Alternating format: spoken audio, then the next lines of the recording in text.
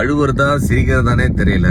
இவ்வளவுதான் நம்ம படிச்சு உலக அறிவுன்னு நினைச்சாலும் ஒருத்தன் சப்பையா ஆன்லைன்ல ஒரு வாட்ஸ்அப் மெசேஜ்ல 15,000 ரூபாய் என்கிட்ட இருந்து ஆட்டையை போட்டாங்க. கதையை சொல்றேன் கேளுங்க. உங்களுக்கும் பயனுள்ளதா இருக்கும். உங்க நண்பர்களோட இதை ஷேர் பண்ணுங்க.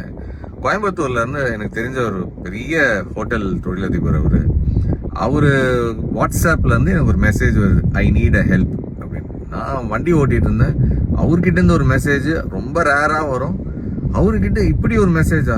நான் உடனே சார் என்ன சொல்லுங்க அப்படின்னு, ஒரு 15,000 ரூபாய் எனக்கு உடனே அனுப்பு அப்படின்னு ஒரு அடுத்த மெசேஜ். நான் ஓகே சார் நம்பரு அப்படின்ற ஒரு நம்பர் ஒன்று அனுப்பியிருந்தாரு. அந்த நம்பரை நான் செக் கூட பண்ணல. பணத்தை அனுப்பிட்டு பார்த்தா ஏதோ யோகேந்தர்னு சொல்லிட்டு வேற ஏதோ பேர் வருது. அப்போதான் எனக்கு டவுட் வருது, சாரு நம்பர் இல்லாம வேற ஏதோ நம்பருக்கு அனுப்ப சொல்றாருன்னா ஒருவேளை இது ஸ்கேமா இருக்குமோன்னு நினைக்கிறதுக்குள்ள பணம் போச்சு.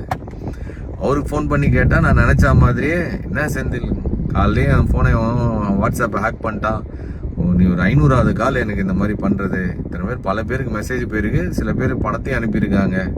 நான் ஏற்கனவே சைபர் கிரைம்ல கம்ப்ளைண்ட் பண்ணியிருக்கிறேன். 15,000 ரூபாய் எவனோ ஒருத்தன் குறுகுல பூந்து ஆட்டையை போட்டு போயிட்டானே. நெக்ஸ்ட் டைம் யாராச்சும் உங்ககிட்ட இந்த மாதிரி வாட்ஸ்அப்ல இருந்து பணம் கேட்குறாங்க அப்படின்னா தயவு செஞ்சு கன்ஃபார்ம் பண்ணாம யாருக்கும் இந்த மாதிரி டக்குன்னு எடுத்து ஒரு எமோஷ்னல்ல யோசிக்காம அனுப்பி விட்றாதீங்க. சுட சுட சுட்டுன்னு வந்துருக்கிறேன். இது சுட்ட கதை இல்லை, உண்மையிலேயே பட்ட கதை.